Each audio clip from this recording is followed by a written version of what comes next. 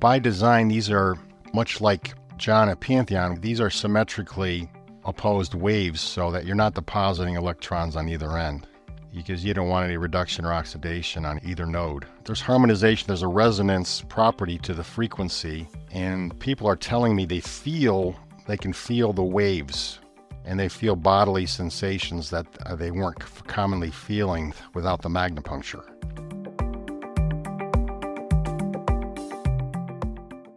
I'm Michael Max, and this is Geological, the podcast that curates East Asian medicine and methods through the power of conversation. There are no straight lines in nature. Healing, development, growth, it's always a winding path. It bends back over terrain previously traveled. It's sporadic in nature. There is something people need to be reminded of when in the process of recovering their health. They need to know that acupuncture helping a problem of theirs for just a few days, it's not a failure. It's a good start. It demonstrates that their body has the capacity to heal. And to avoid smarmy sales manipulation, it helps to follow up the observation that the body has capacity with a question like, when's the last time that your neck didn't ache or you slept through the night? And if they say they don't know, then they're probably on a path of healing. You can make a chart that goes up and to the right if you connect the high points, but that hides the essential truth of this process, that there are times when the healing process bends back on itself, either to consolidate a change or take another run at growing beyond limits that you don't yet know how to overcome. But in those moments where it seems that things are coming undone, there's an invitation. I had a patient once say to me that he'd like to heal as fast as nature will allow. That insight of his was revelation to me. He understood something of the healing process that I'd overlooked. Up until that moment, I thought I could help to accelerate healing in a way that would break the speed limit. This guy recognized that there are limits and that the process was anything but linear. I'm not sure where he got his understanding that healing sometimes requires revisiting old territory and learning to traverse it in a less habituated way. Like noticing the errors of childhood affect what you consider as possible as an adult. There are moments when time travel is essential to slipping the shackles of a decision made and forgotten long ago. I think my patient somehow was able to sense into the side of healing we usually turn a blind eye toward. He was able to see how illness or physical limitation was part of something once precious and a helpful solution. I think he realized that healing is not just about getting rid of what he doesn't want, because it's also attached to what is desired. As a practitioner, I too want to see the chart of improvement go up and to the right. It makes me feel good. It reflects back to me that I'm competent and capable. I'm not suggesting we don't aim at doing our best work, but sometimes that best work means accompanying our patients around the horseshoe bend that seems like old terrain being navigated again. Because often enough, healing invites an opportunity to better develop a capacity only partially grasped. And other times, it's the opportunity to let something go in its appropriate season. Able to heal as fast as nature will allow. I still entirely too often must remind myself that there are speed limits. Healing is a strange business. Often enough in our modern world, it's seen as a transaction. We pay hard-earned money in exchange to be relieved of some trouble. Just like any handyman has a kit full of tools, we too, as practitioners, a kit of methods, and hopefully the knack for knowing how to use them. Acupuncture is an old technology, and lucky for us, our modern era offers us reliably sharp disposable needles. Electricity and lasers, those too, have found their way into the kit, I suspect through the kinetic curiosity of someone who has a knack for cross-pollinating ideas. In this conversation with Greg Bartosiewicz, we discuss an idea that he's been working on, MagnaPuncture. That's right, adding the influence of magnetic fields to the curious effect of needles on our human physiology. I always enjoy a conversation with someone who's whacking around in the weeds at the edges of things. Let's find out what he's been discovering. Geological Conversations come to you through the generous support of our sponsors and members. You have clinic challenges? Our sponsors have solutions. Blue Poppy offers same-day fulfillment and free shipping on orders over $50. Looking to reimagine clinical practice? Consider the study of nature's design with Ed Neal at the Apricot Grove. Cupping reimagined, and I'm not sure why somebody didn't do this sooner. Fascia Buddy from our friends at AcuFast is going to change your practice. Later in the show, Jane makes clinic life easier with templates. Need to send a custom formula to a patient? Suntan makes it easy for you with their direct delivery service. Do be sure to visit the sponsors page on the Geological website to take advantage of all the special offers our terrific sponsors have for listeners of the podcast. When it comes to running a smooth, efficient clinic, having a reliable supplier makes all the difference. That's where Blue Poppy comes in. From premium acupuncture needles and trusted herbal formulas to innovative solutions like their liquid moxa, a smokeless, low-fume alternative to traditional moxa, Blue Poppy has everything you need all in one place. And the best part, Blue Poppy offers free shipping on all orders over $50 with no restriction in the continental United States. For nearly 40 years, Blue Poppy has supported licensed acupuncturists with high-quality products and a commitment to exceptional service. Visit bluepoppy.com today and discover why so many practitioners trust Blue Poppy. Don't forget to subscribe to their mailing list for exclusive offers and more.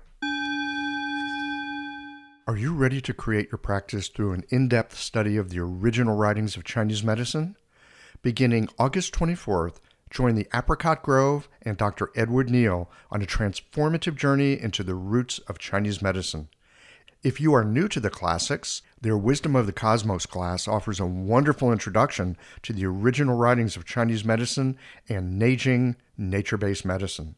For those seeking a deeper immersion, their highly esteemed 2-year postgraduate training in Neijing, nature-based medicine, and classical text archaeology provides a comprehensive pathway to advanced clinical practice grounded in the Neijing text.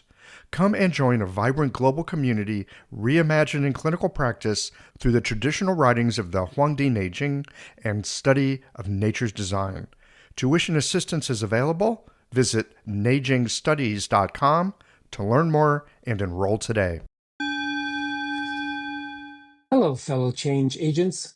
This is John Stan, creator of the Fascia Buddy Square Cupping System, which I am very happy to say is now available in Canada and launching mid-July at your favorite US distributor.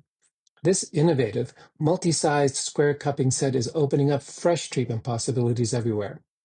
One great example is in the use of our smallest cups. They fit perfectly just under the occipital ridge when you add a bit of cream to mat down the hair. Now you can precisely target gallbladder 20 and UB10 to create powerful decompression in this very tricky zone. You can stop there or add more cups along the bladder or gallbladder line for even deeper tissue engagement. Have your patient gently move their neck for a few minutes, then pop the cups off and watch their face light up as mobility increases and tension is way down. Often, it's a dramatic change and super quick. And that's just one use. I'm sure you'll have endless others in your clinic. Visit fasciabuddy.com to learn more and get your set now.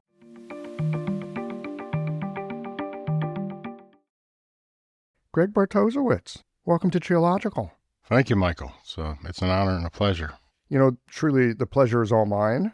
Because of this podcast, I get to talk to really interesting people, acupuncturists by and large. There's an interesting crowd. And, I remember when I first got acupuncture, I thought, oh, it's this Chinese thing and it has needles and something. I had no idea everything that's connected to it. Absolutely. Absolutely. And I've gained a lot of insight and a richness just listening to your podcast. So I have to compliment you on maintaining this vehicle, and it's a rich resource. Well, thank you. For me, I'm lucky. I get to talk to people like you. So we have video. We can see each other. This is an audio experience for the listeners. I like audio better than video anyway. Anyway, I see that your hair is the same color as mine, white. Yes, sir. I might have this little, I got this little Friar Tuck gray patch up here, but that's it. Most people can't really see that most of it, but it's white. Yes, sir. Yeah, there it is. Indeed, it is. So you've been around a while. Mm-hmm. How did you wander yourself into acupuncture? I suspect this is not something you started doing right out of high school. Yeah, I guess this is my third and final foray into any kind of career path, and I think it's my favorite and my passion. So it's a long, torturous story, but we could try to condense it for the listener. Let's just say career basis and how I got here. I guess it is kind of part of it, because I started bachelor's in medical laboratory science. Used to be called medical technology. It's clinical laboratory science, hematology, chemistry, etc. In fact, I went back to the labs and worked during COVID when things slowed down at the office for about 8-9 months. Anyway, so career took a hard turn when the nurses went on strike at the hospital I was working at. I ended up in corporate sales and consulting for laboratory research, starting in protein research. I ended up a couple decades later in the high end of that, started with simple things like slab gels and vertical protein electrophoresis, ended up in high-end mass spectrometers and in chromatography and proteomics and things like that, which actually influenced how I approached acupuncture. Believe it or not, we maybe delve into that a little bit. But part of the stressors of the corporate world, I think, played on my predilection for migraines. And that's where the opportunity in my exposure to acupuncture came in. I think the first influence was a lady at church that we knew she was actually a nurse, so she could put her hands on people legally. And she was doing acupressure to give me some true relief from my headaches. And I picked up on a practitioner who was fully trained as a naturopath out of Bastyr, I believe, and he was a full acupuncturist in Rochester, New York. He largely got rid of my headaches, and he did a little homeopathy, which with bryonia, which I find out is pretty much wild hops, and they discover, well, obviously a component of beer. I don't do a lot of beer, but later stories around how I got into allergy elimination with Devi Nudrapod back in the day. But it got rid of my headaches, and my wife had gone down the path in therapeutic professional massage, and I kind of followed her down the road. And we moved downstate toward New York City, and I ended up going to Tri-State College of Acupuncture in Manhattan, run by Mark Seam, who was a pioneer in his own right in many ways that we could probably talk about. And it gave me quite an eclectic blend of approaches and things, any which of in their own right would be a path I could have pursued, but I somehow ended up with an amalgam of various approaches which somehow came together. I think that's how it works. There's different traditions and lineages and ideas. Maybe we could even call them experiments, especially in the modern world. And it's like there is no one true acupuncture. There's many ways of approaching this. There's a set of principles. There's some ideas. And it's not just one thing. I think it is an amalgam, for sure, especially if you're the kind of person who has somewhat of a high need for novelty. That laugh was the guiltiest charge to call you. Yeah, I know. I got it tattooed on my forehead. Yeah. So here you are today. Curious to know, you were saying, look, you've been doing some high-end, very scientific, geeky kind of stuff, laboratory stuff, for a long time. It sounds like that also has an influence. I mean, I can't imagine it not having an influence. Look, regardless of the path that we've traveled, that's the path that we've traveled. I don't think we throw anything away in our life. We might compost it. We might recycle it. We might take it apart so we can pull out the useful pieces. I don't think anything gets thrown away. It gets reused in some fashion. So I'm curious to know this high-end medical science. How did that fit in? No, it really did, and it only was in the last handful of years that I came to realize how it had, because that path of research took me into the realm of genetics. I was actually with a division that was aligned with Aplara, that was the Craig Venter company that mapped the genome, and they thought, oh, we got all the answers, but no, the genome is only the main blueprint. So which section of the blueprint in any given snapshot are we actually expressing? And that's called epigenetics. So which part, you go back to the classical caterpillar versus butterfly. They've got the same exact blueprint. In a given snapshot in time, under the right cycle of development or stimuli, then one's going to manifest as a woolly caterpillar, one's going to manifest as a beautiful flying animal.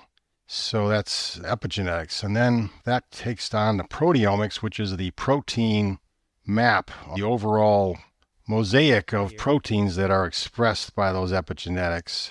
And then the proteomics basically expresses metabolomics, which are the small molecules in any snapshot of time. So now what that was doing at the time was they were looking for early harbingers of disease before they would manifest in the clinical realm as symptomologies or problematic disease.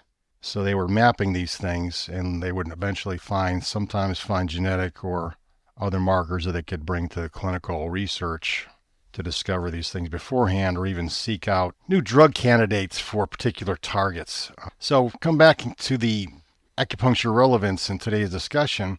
I realized that how we deal with yin and yang and those equivalents of parasympathetic and sympathetic autonomic balance, for one example, is how stress response in an acute or chronic fashion can acutely affect our physiology and eventually our pathology, and that continuum from Wei Qi Ying Shui manifestation, from the immaterial to the material. Mm-hmm. That makes sense. And the acupuncture I found was helping people to derail these stress responses and re-empower them, and oftentimes with postural exercise, behavioral, dietary things that we had to talk about. So I think that was a real influence in how I practice and how we eventually came around to refining electromagnetics, light and sound in a device. And we can get to that later if you like. Yeah, I want to talk about that in a bit. The reference here to the epigenetics, it's so interesting. I remember when the genome was first being mapped, and it was a very exciting time because it's like, oh, we're going to have the blueprint. We're going to be able to use that. Some of us were a little bit scared of it, right? Oh, they're going to have the blueprint. So they're going to know who's going to get this and who's going to get that. And like that information could be used for nefarious purposes, right? So there's an upside. Oh, here's things to watch out for. There's a downside. Oh, these people over here, got to watch out for them. But then it turns out that's not the case. It's not just, oh, here's a gene, you're going to get that. It's not a one-to-one. That whole epigenetic factor, the environment. And I love the way that you just talked about it. Caterpillar, butterfly, same DNA, same blueprint, different expression, depending on development, external circumstances, and probably a bunch of other things. But, the environment matters. And I really find this to be the case with acupuncture, that it has a very powerful effect on people's internal environment, right? We all have had the experience of folks getting off the table, that look in their eye and they go, what was that, right? Or, no, you never do. It's always a magical moment because it's that moment of recognition. Oh, there's something here. There's actually something here. You can't quite name it, but it's there. And often people will ask, well, how long will I feel like this? And the answer is, well, that's a really good question, but I want you to know that what you're feeling now did not come from the outside. Acupuncture cannot put anything into you. It can only evoke something out of you, right? Think about that epigenetic thing. Oh, there's an influence under acupuncture. It pulls something out that's innate. That's all acupuncture can do. And when they pause on that, it's like a head scratcher for them. Wait, you mean this isn't me? How come I don't have access to it? It's like, well, you do now. I really like thinking about that genetic blueprint under the influence of epigenetics Because one of the questions I often have is, well, why'd they get sick in the first place? Like, well, if it's in me, how'd I get so screwed up? And again, we have a blueprint, and then there's the influence on the blueprint. Right. And they even walk out of the session and their awareness shifts. They'll give you different responses that their awareness has picked up and heightened around certain things they feel as well. The next time you see them or over a couple sessions, their awareness changes. It does. Yeah. Like their perceptual field shifts. Yes. Yes. Good. Oh, I love that phrase. So you've got a device, and this is something I wanted to talk with you about today. It's not an electroacupuncture machine in the way that we're thinking of electroacupuncture current. You're working with something else. You're working with magnetism. That's correct. Yeah, all due respect. I mean, I do have a Pantheon unit that I use once in a while. And that's, as you contrasted aptly, Michael, it's the direct clips in polarity and dual polarity. And in this case, we are creating soft electromagnetic fields, oftentimes with the right around the needle. And as you're aware, surgically, sterile stainless steel is a ferrous. It's an iron alloy. It will take on an electromagnetic field.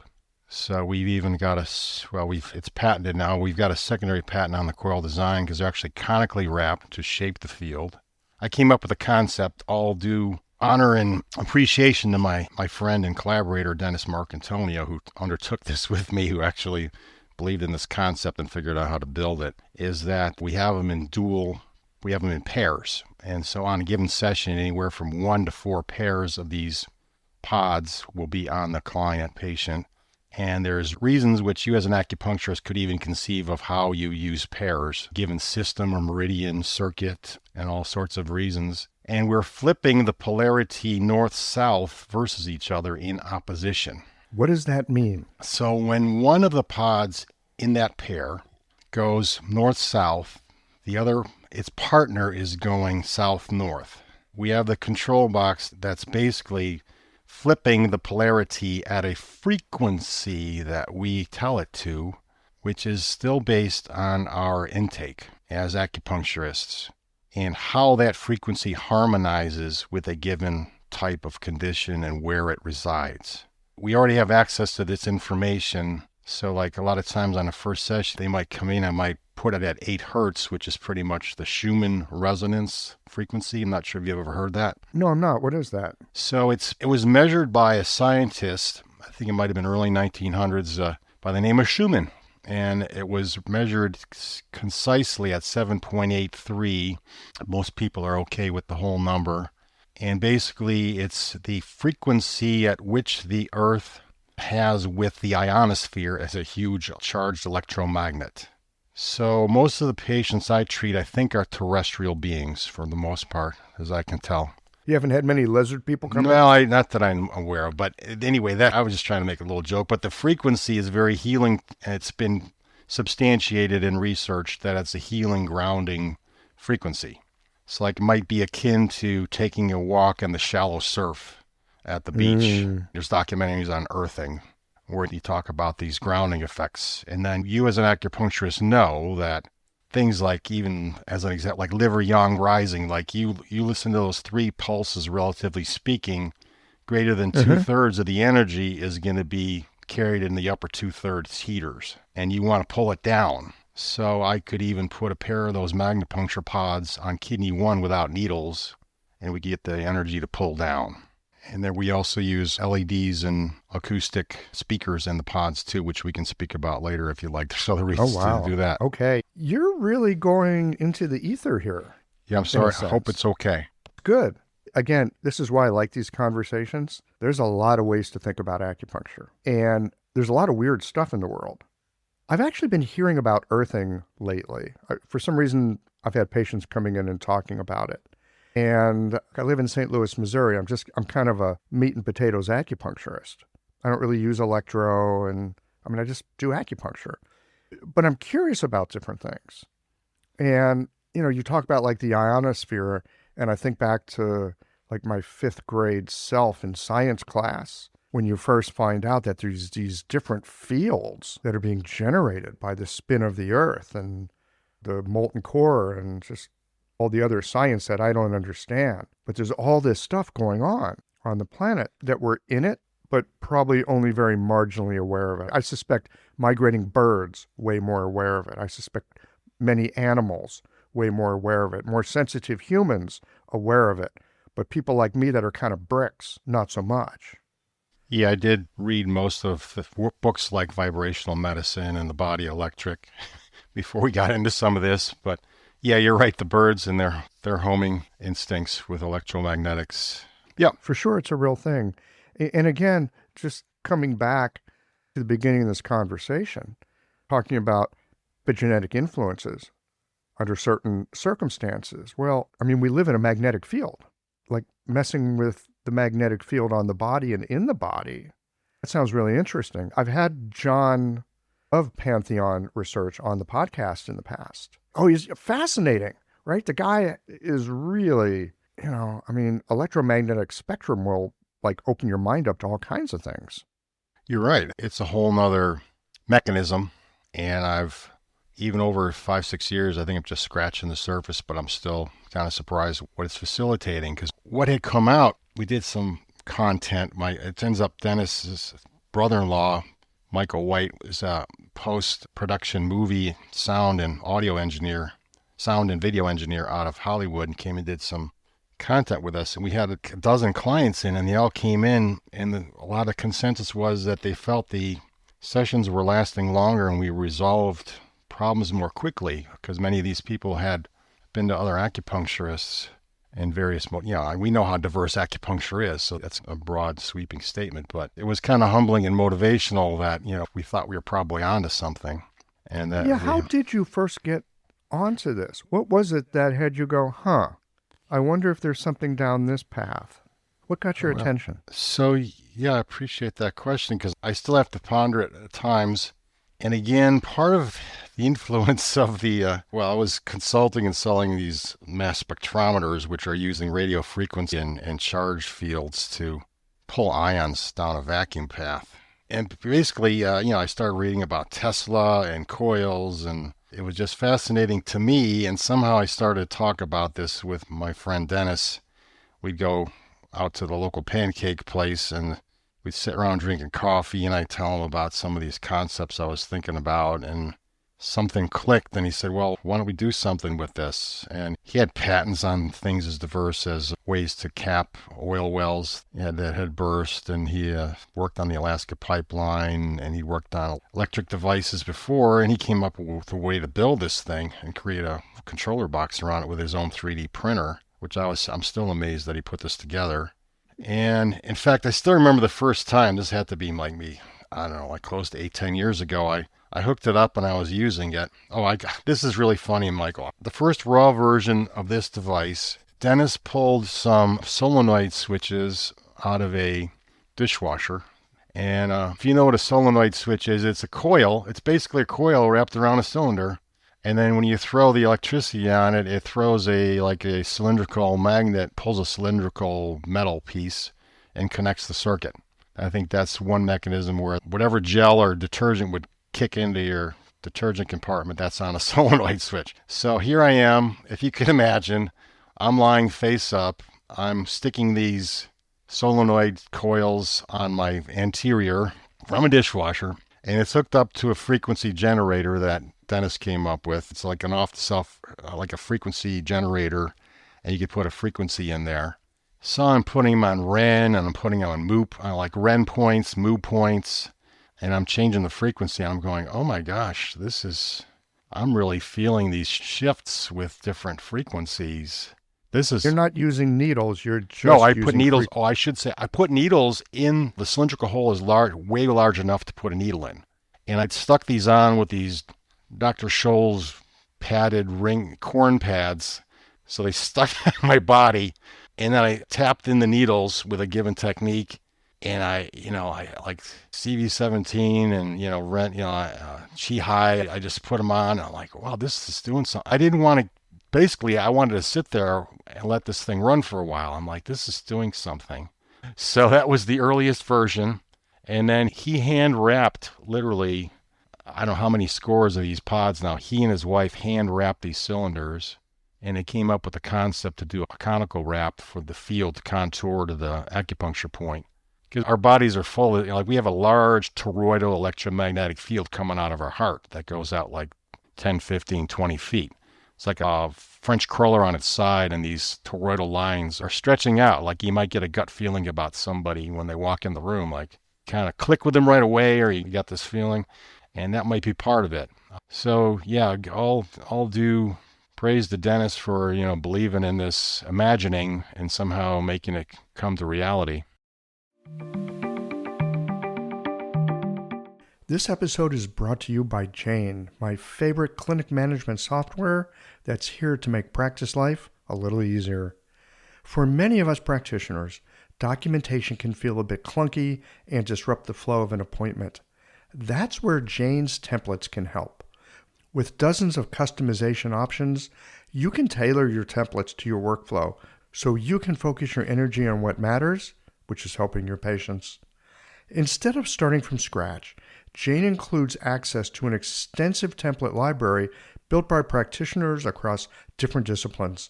You can simply edit any template to fit your unique needs, or create your own templates for every step of patient care, including intake forms, questionnaires, clinical surveys, and treatment plans. This way, you have everything you need to start your appointments prepared.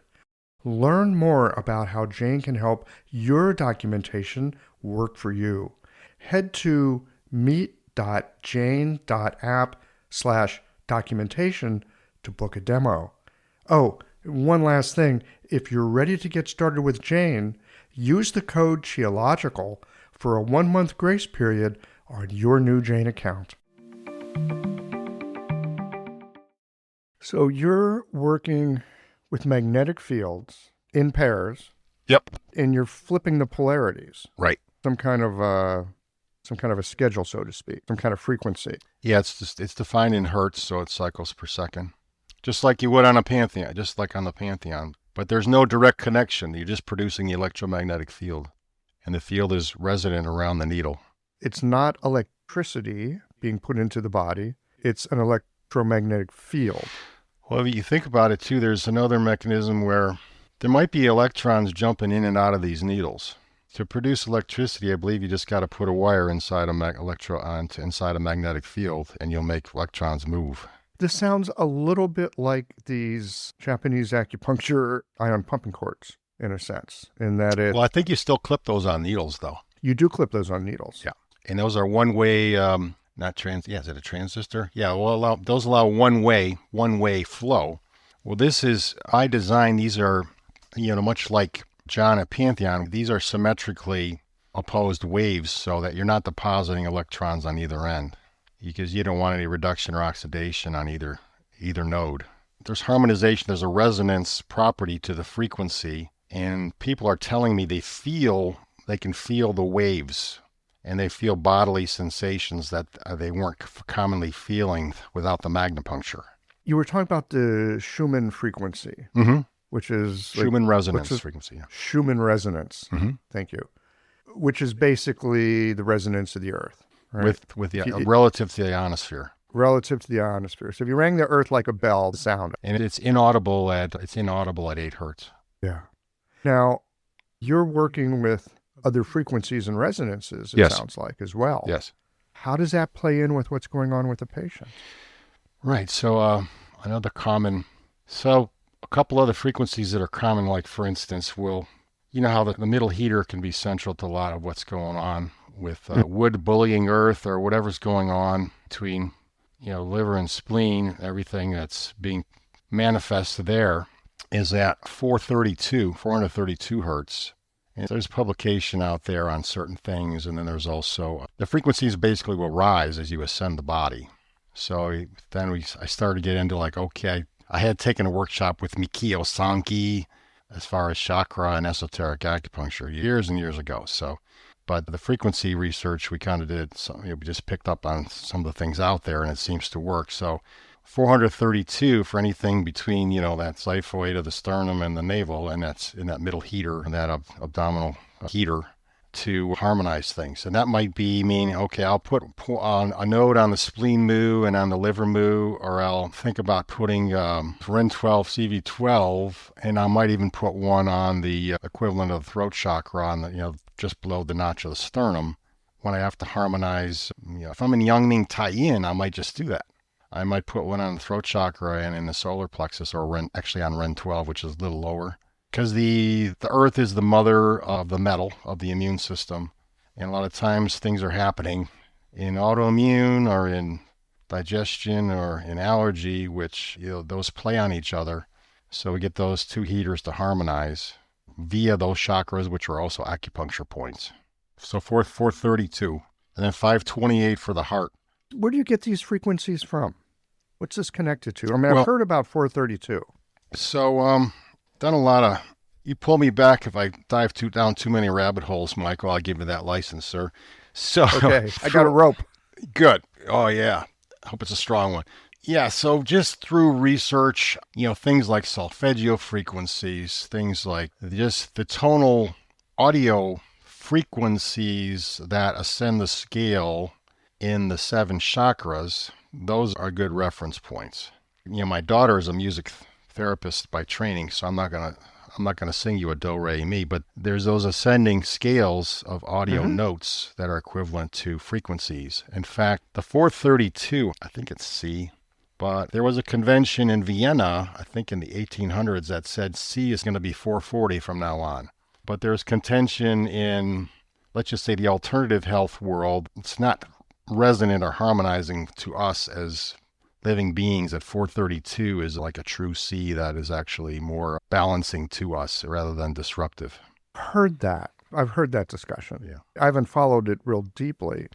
So then you get that crossover in frequency between, audio frequency versus electromagnetic polarity frequency. And then we're also throwing the LEDs in there, which we can get to at some point. So I'm kind of imagining into this, like what it might be like to have electromagnetic frequencies, acupuncture needle. Again, some people use ion cords, some people use actual electricity, some people use moxa. And there's something to be said about the wavelength of moxa and what it does.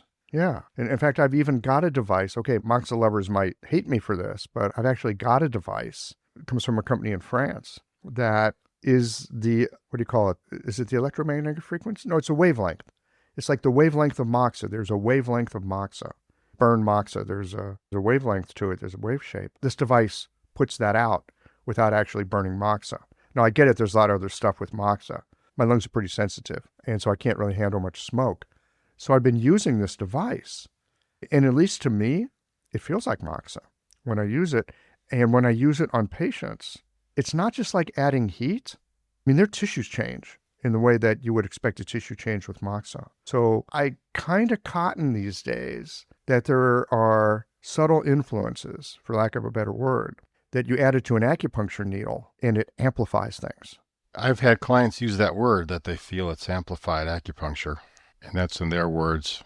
Mm-hmm. And there's some connotations. Some people think amplified can be a bad word, but they're using it in a positive sense. Well, like many things, there's a yin and a yang, and too much of even a good thing is not a good thing. So fair enough with that. I mean, I think acupuncture kind of does that in a way. Again, talking earlier in the conversation, people come out and they go, what was that? It's like, well, we just amplified something in you that needed a little bit of a boost. So fair enough on that. Tell me about the LEDs. I know lasers are a thing as well, though I don't know much about them. Tell me about the LEDs. So this is where Dennis actually was helpful. So the LEDs in this particular pod design, they run in a circle around the circumference of the pod. But ultimately, to me, it seemed to make sense because I I found some research from a Dr. Gerald Pollack. I believe he's actually out of the University of Waterloo. And I think there's been a lot of substantiation of his findings. This has been a fair number of years at this point. So irregardless of the wavelength of light, which is going to have its own properties and influences, and we do have a Saluma panel that we'll put over people's faces when I'm doing acupuncture face work with the needles, for instance. But Wait, what kind of panel? Saluma. Not familiar with it. So Saluma, and you can use it it's got 3 wavelength modes in pain and inflammation, anti-aging wrinkles, and hot skin, because there's certain wavelengths that'll kill like septic bacteria in the skin. It's a flexible, it's shaped like a very small shield, but you can bend it and you'll arch it over the person's face. So you put some light goggles on their face just on the intensity of the light. It's just light.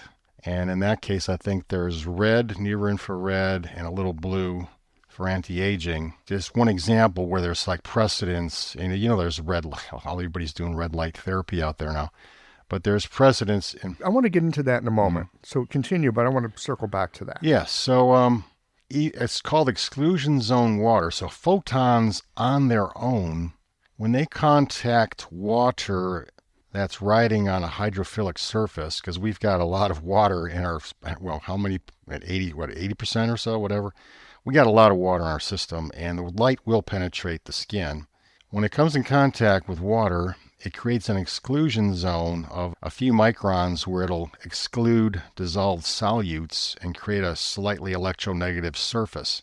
So it just makes water want to skate. So, we have the fluid properties and fluid management that we do with acupuncture, and anytime we can open those up around a point, it's only going to, I think, help it catalyze even more balancing and action. So those are present. And in our case, there's this Arduino subroutine where we could eventually modify to what exact routine we want, but we will actually scale through the color range during the session. And it seems to be, it works quite well. I want to come back to that red light in a moment. You were just talking about water and an exclusion zone. As an acupuncturist, I read all kinds of different things. A lot about Chinese medicine, but I like to read widely. And came across something, I think it was a researcher from the University of Washington. I can't remember his name. And he was talking about the fourth state of water. You've got vapor, you got water as water, you got water as ice. But there's this other thing, there's this other state of water, and I can't remember the name, but it sounds a little bit like this, that under certain circumstances, like the nature of water changes. I believe that's part of the conjecture that Pollock has about it, is there is some conformational change to the water's molecular structure and how it will stratify at that interface. And I haven't done a deep dive any more than that, but to realize, because they can show it with microspheres. There's applications if they scale for water purification there's numerous implications on how this could be useful in other ways as far as the physics and microfluidics as well. In microfluidics, this is key. Because obviously anything being miniaturized, including electronics and microfluidics, is a big deal nowadays. How so? What's the big deal with it? Microfluidics. I understand we're going down a rabbit hole. But, yeah, that's okay. I'm glad. I'm but happy I can't with resist. It. Oh, no, that's great. Because even in my prior world with the research, medical research, so there was a famous/infamous woman who was touting microfluidic laboratory testing and how it would use a lot less sample. So the implication of microfluidics in the laboratory analysis world, especially for clinical use, was that you scale everything down so that the amount of sample that you use is very small and the broad number of analytes could be expanded. And or there's things like, they have glucose monitors that they'll stick on somebody, but there's some microfluidics in there. Yeah, so microfluidics for largely biomedical implants and analysis, I guess, let's say. Those are probably the most relevant observations. And again, the reason why microfluidics is important is what? It's just scaling everything down. It's scaling down. You might be used to getting 3-4 tubes taken at your local Quest or wherever you go, versus like you're getting a few microtubes, or the cost goes down because you're using much less reagents. There's like a lot of times there's economy and efficiency to this kind of proposition. So that, and you scale that up for, whatever burgeoning healthcare pressures that we have nowadays for reducing cost or lining corporate profit, however you want to spin it. But microfluidics, and it certainly could save lives as far as implants. So you'd have a microfluidic device inside the body doing something, monitoring or precipitating an action. So would it be safe to say, being the civilian that I am, that microfluidics is important because you can do a lot more with a lot less. There you go. Okay. Aptly condensed. Thank you. And there's a microfluidic thing happening with this machine that you've got.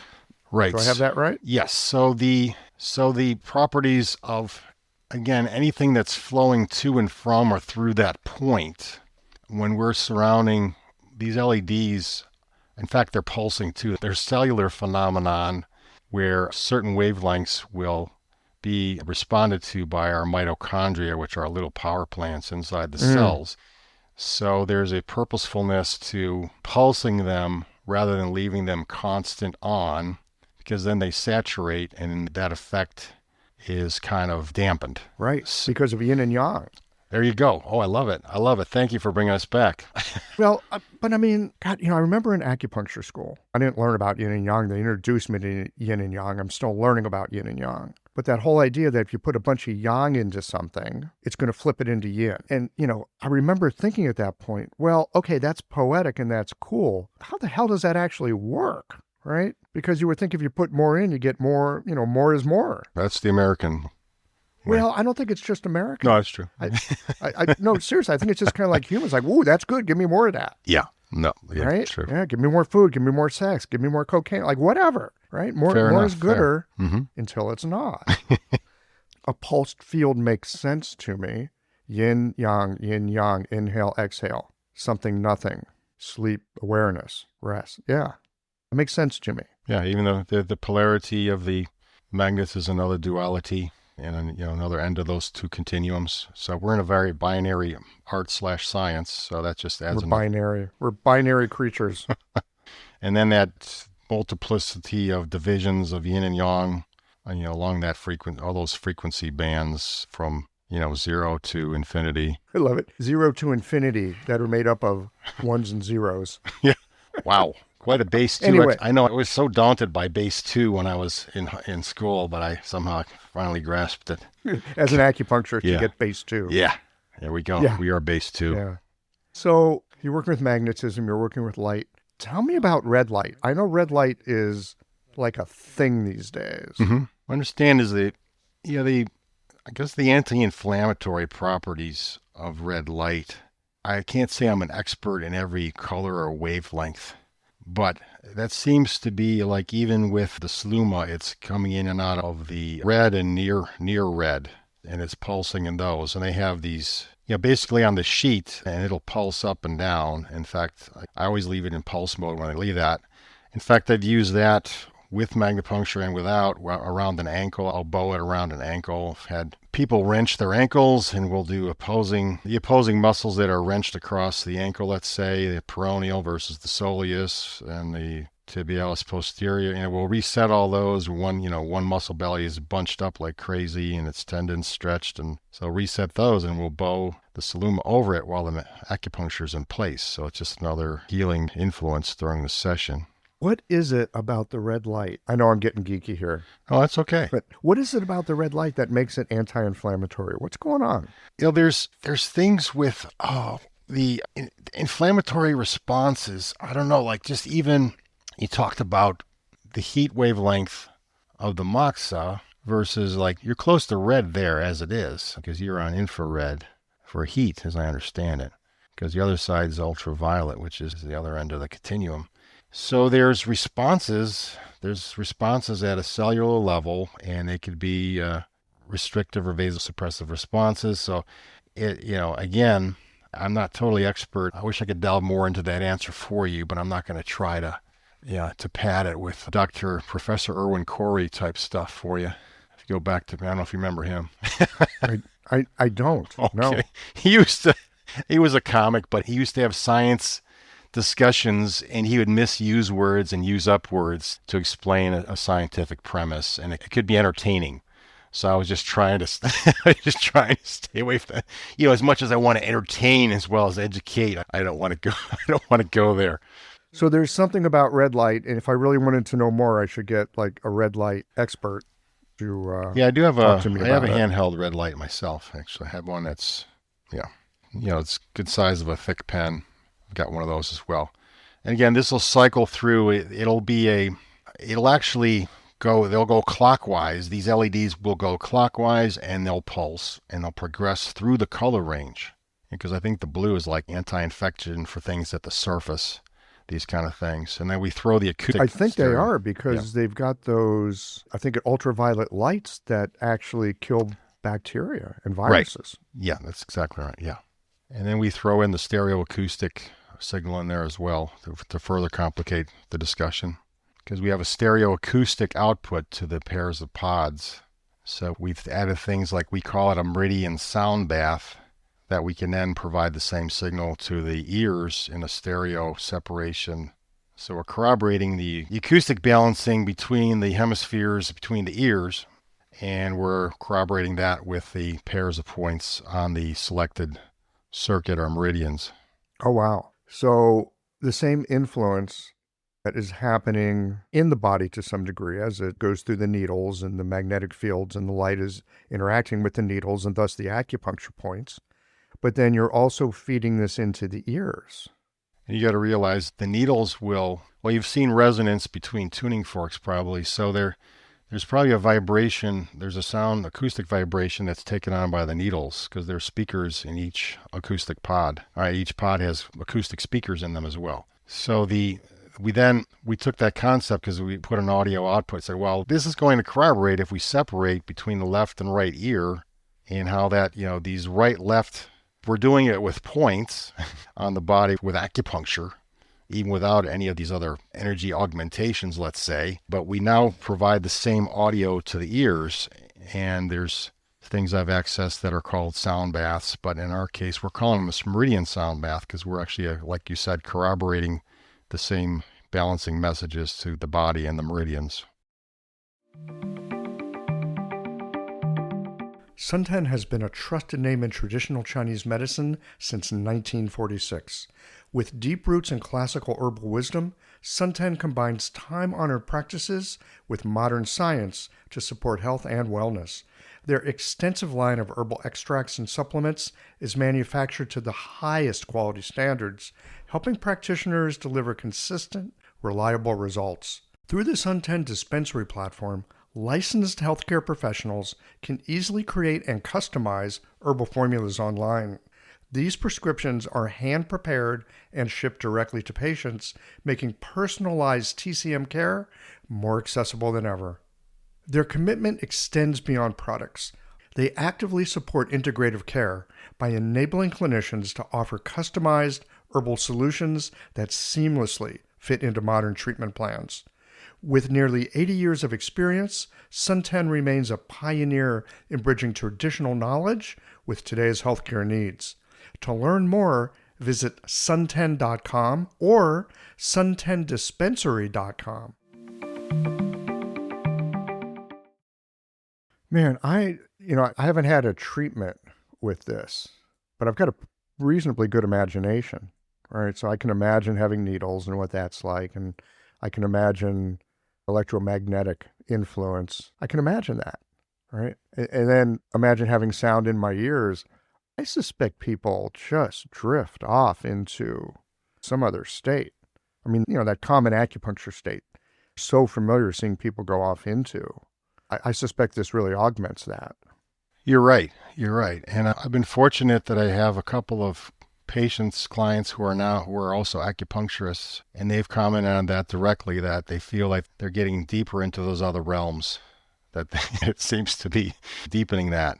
There's certain cases where we're tonifying the system where they might not drift as deep, but that depends on the dynamics of the condition that we are interfacing and facilitating with. But many people get a lot deeper and they just come out of that state. I had one gentleman describe a session because he walked out and he was very serene. He was quite capable of navigating, and he comes back the next session for another treatment. He goes, wasn't able to verbalize, but I had to tell you that I had this, and this is very uncommon. I'm not going to say this is something I ever advertise, but he says he likened it to a time that he smoked some bufo frog venom with his brother out west. And he says it was totally enjoyable. It wasn't like a bad ayahuasca trip or anything. He just said it was wonderful. So at times, And this gentleman is a scientist. He's a software. He's like a real left and right brain. He gets extremely scientific, but he can be But he very, smokes drug venom well, at the yeah, same at times. time. Yeah, there you go. That illustrates Yeah. it perfectly, I guess. But Highly experimental. yeah, that's very true. Very true, sir. True that. Wow. So, I'm speechless for a moment. I'm just imagining all the possibilities of magnetism, light. How do you figure out what to do with this thing? It's a great question. I think that I have picked certain tiers in which I want to operate. And the acoustics, we have total choice. Basically, we have, I think it's an MP3 player. We put a microchip into the control box. So I can pick binaural type situations. I can pick, there's music tuned to certain frequencies. And the light goes through it's set routine in the light. But the authorship, how we set up where these pods go and where the needles go, somehow it just flows. And sometimes it's very iterative. And that's part of it too, is that I get into it, and much like you would without any of these other devices, you know how a session can be kind of iterative. That like as you enter it and as the responses occur, that kind of leads you where to go. So sometimes I have a good idea what circuit we're starting out with based on history and the problem at hand, and what other problems might come along for the ride, and which problems are too extraneous to cloud the message, right? I've heard you talk about these things. It's a lot simpler than it sounds, because you can use all the principles you've already learned and just place them on pairs that you think make sense. They could be source, Luo source, they could be local distal, you could have your elemental influences on distal points, because I know you do this I'll use, elemental counters on a given meridian, sedation or tonification.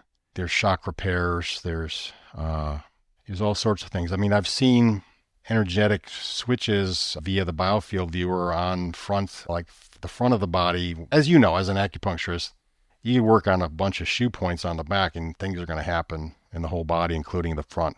It's talk about experimentation, to allude to what you said, is that we had picked up this biofield viewer. I did not invent this. Biofield viewer? Yes. So it uses light. It's not thermography, just to differentiate it. It uses a blend of the red, green, blue is like going to give you a nice bright white light. And it's a digital light, because the viewer will actually pick up on the hertz off the AC. If you had an incandescent light, the viewer can see that and it'll shift it. So I've taken before and after shots, before and after MagnaPuncture, to show the energy, how it's been blocked or shielding, and how it opens up afterwards. And we did some like empirical work to show reduction. In this case, the interpretation of these reds and orange hues, which are more blocked, switching into green and blue influx. And there's patterns on the body, and there's a chakra viewer mode, and there's a mode where you can almost see channels. So it's a powerful tool, and I keep diving in and out of it. I've done some work recently with it, which has been pretty eye-opening. Wow. Well, I'm impressed that you've followed your interest and created something. That's always super fun. And if I'm hearing you correctly, Greg, you're using the principles of acupuncture, using the principles of Chinese medicine, to do your acupuncture, and then taking this machine, which augments what we're already doing, and using it in a similar way. Again, correct me if I'm wrong. It doesn't sound like you have, here's the booklet of protocols. It's more like, here are some principles, apply them as you would as an acupuncturist. Absolutely. I think that's part of the beauty and elegance of it, is that, no, you don't have to go for X days of courses on doing this technique. You're already equipped. Probably even out of school, with enough principles to learn where to place it and what potential there's a handful of frequencies based on, where you can look, if you have to refer to those, but it's very accessible. You're already equipped as an acupuncturist. Yeah. I'm really curious. I'm thinking about this acupuncture, which I do quite a bit of. Super interesting method. And thinking about, especially if I want to tonify something, man, if I could just crank up the tonification a little bit. That's where I've used it. I'm sorry to interject, but you're right. I feel like tonification, I can't use a lot. I can't use hot moxa with smoke in my it's like a mixed-use commercial/residential block. So I can't go there either. But you're actually energizing the circuits. The people tell me how they feel like they're energizing the circuits, and yet they go into another realm. They're not like getting jazzed. It's almost like I'll run 528. Someone could have a lot of heart fire things in the realm of insomnia or depression or anxiety. Or sometimes I'll call it lack of joy rather than depression, right? Because it's man, you don't want to. Yeah, that's it. That's it. You put your finger right on it. Yeah, I love it. So many people come in and they say, "I'm depressed." They're lacking joy. Great. I'm glad we really harmonize on that because I talked to them about it for a couple minutes and they go like, "Oh yeah," because you have to say, okay, you're not suicidal. Okay, we got to ask sometimes, especially if we can see some signs. But, that sadness or grief that could maybe be more as resident in the lungs, per se, in the metal. But to where I was going is that 528, I think, well, gee, I want to sedate the heart. No, sometimes it wants to be fed with that 528. It like feeds it and then it soothes it because it's fed. It's almost like a source. It's almost like a Heart 7 source to run it at 528, right? And it's like, oh, it's soothed because it's almost like some of these people might even have clinically described ADD. So it's like, okay, let's stimulate the meridian rather than sedate it. And they get a lot of balance out of it. Their sleep could improve, their, general outlook. Because sometimes it's an outlook, because the lack of joy is as much an outlook or motivational. Saying like, gee, I want to get out the door. I got to go to work or I want to go work out. Get all these continuums of, like we talked about stress response, cortisol, dopamine, noradrenaline. Okay, so in the continuum, a little bit of that makes things feel good. You want to do stuff without having to worry about the payoff. Then you got that serotonin on the parasympathetic side, which is another avenue. But these people, we talk about, our yin and yang and our parasympathetic, sympathetic corollaries and parallels. And I think it's a great, I'm just blessed to be able to do this. Yeah, for sure.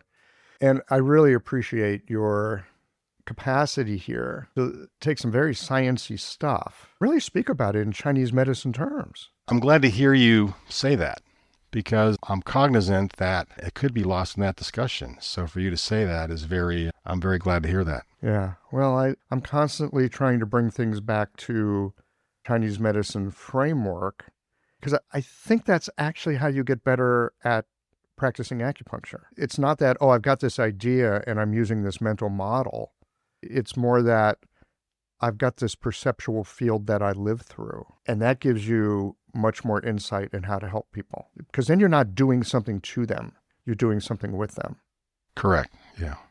And you're right. You can be overwhelmed with everything they want to tell you, but if you're trusting your perceptual intake, and at this point it's going to be 24, 25 years it's like a trust that I've only come to realize in the last 5-10 years, like, well, they're swamping you with all these symptoms and they want to give you labs, they want to give you MRI images. Like, okay, what are you feeling? And then let's listen to some pulses. Let's look at the tongue, see what the tongue corroborates. And then you trust that and it actually kind of helps them. It's like, okay, all right. So, and then like you talked about, not over treating either. Like, so where is this? Like I heard this theme come up in your podcast. You don't have to over treat.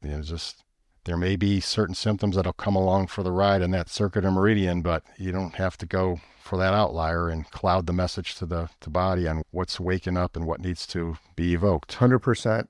We want to send a clear message. And that whole idea of over-treatment, I really got that through the engaging vitality work. First of all, as a concept. Secondly, as a reality. So often, again, it's easy to think more is gooder. And especially when you're not seeing the result in clinic that you want to see. It's so easy to think, I should do this, I should do that, I got to do a little more to get things to work. But man, if you've already overtreated somebody and you keep going, you can only make them worse. And I never had that concept. At least I don't remember getting that concept when I was in school. It was only later really started to make sense to me. That whole Goldilocks principle of not too much, not too little, just right. It's like using futsa in a formula. If you need to use futsa, you better use it. And if you shouldn't be using futsa, you shouldn't be using it. And I think it's the same with our treatments, just enough. And like, how do you know what's enough? Well, experience. And how often have you seen people, clients, patients, they're ardently and feverishly seeking a resolution, and they might pack 3 different modalities in a day or two. Oh my God, yes. And, I'm going to chiropractor, I'm coming to see you, and I'm going to PT all in the course of 3 days. I'm like, it could be 2 within 1 day or 3 within 2 days. I'm like, well, and then they're not getting where they want to go. I said, I think you're over attacking this right now, and the body just can't deal with all the stimuli. And then there's just so much it can deal with to move forward. For sure. Because you need to take that stimuli and then digest it. All right. That's where the magic actually happens. The magic is not the stimuli. The magic is digesting the stimuli. That takes time, right? Inhale, exhale, sleep, poop, eat. You need a spin or two of the cycle to have it take root, so to speak. Fun work. Anyway, I appreciate your time. This thing sounds super cool. I mean, toys are fun, right? It's been fun. It's been a ride. I still pinch myself sometimes. This thing actually built and ran the first time. They're actually quite robust, and You're not using solenoids anymore. No, I'm not sticking solenoids from dishwashers on myself anymore, but I am hoping to train a couple of colleagues this year to do the technique and experience a full session. Yeah, that's cool. I will have information in terms of website and how to contact you on the show notes page. So if people are interested in what you got going on, they want to know more, they can just head over to the website, and I'll have all that information there for them. Excellent. Great. Greg, this has really been fun, and now you got me curious about all kinds of other subtle influences that can go with needles. I always love having a good question to ponder, and you brought some up for me, so I really appreciate it. Well, I appreciate the opportunity. Considering the caliber of people you get on in your forum, I'm just honored to be here, and it's always been eye-opening and enriching for me to listen to you, so it's an honor to be here. It's a big tent. I'm glad you came in to join us today. Excellent.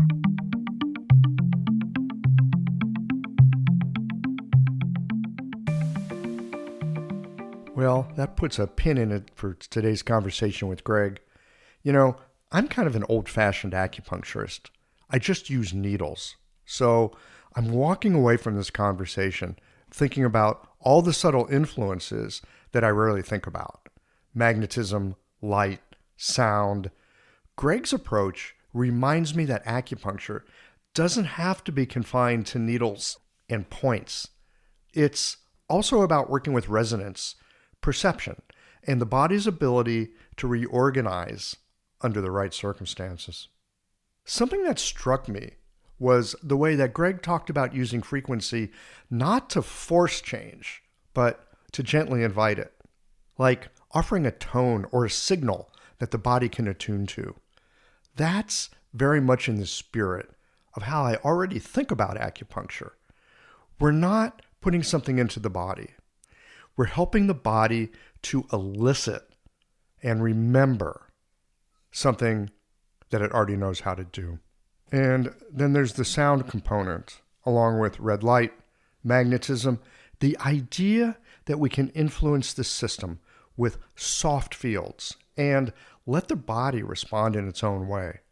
That's intriguing. It makes me think about some of the therapies that have a very, very gentle touch. And it makes me curious about how else we might support the healing process, not by doing more, but by finding better ways to listen and respond. Well, here we are at the end of this episode. If you've listened up to this point, you're either a rabid fan of Qiological or the forward button on your podcast player stopped working. If you are indeed a fan of the podcast, you can help us to bring new episodes to our community of practitioners by supporting us with a membership or a one-time contribution. Details, of course, are on the website. That's it for today, friends. Join us again next Tuesday for another thoughtful episode of Qiological.